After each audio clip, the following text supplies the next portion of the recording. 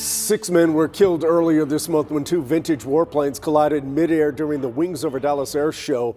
Hundreds of families had to watch it happen as the planes exploded on impact in front of them. All 6 men on board were veteran aviators, and now we're learning more about how this tragic crash could have happened. William Joy has been combing through the NTSB's preliminary report and joins us with new insight on what happened.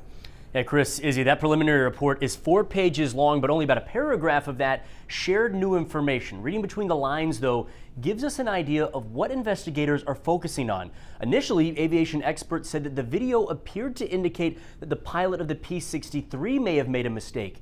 This new report, though, shows it may have more to do with planning. So this preliminary report says that during the show, the fighters were supposed to be 500 feet away from the crowd and the bombers were going to be 1,000 feet away. But there was no guidance on what altitude to fly at. It appears the B-17 bomber was either ahead of its planned path or the P-63 fighter was behind, so that when the P-63 turned to get into position closer to that crowd, it had to pass through the bomber's lane of traffic, so to speak, and that's when they crashed, killing the 5 men on the B-17 and the pilot of the P-63. I spoke to aviation attorney John Kettles about what went wrong. We're working a three-dimensional world.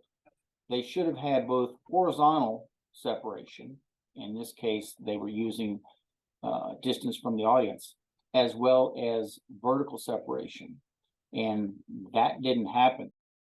It could now be a year or more before we get any new information on the deadly airshow collision while the NTSB prepares its final report. In the newsroom, I'm William Joy. Thank you.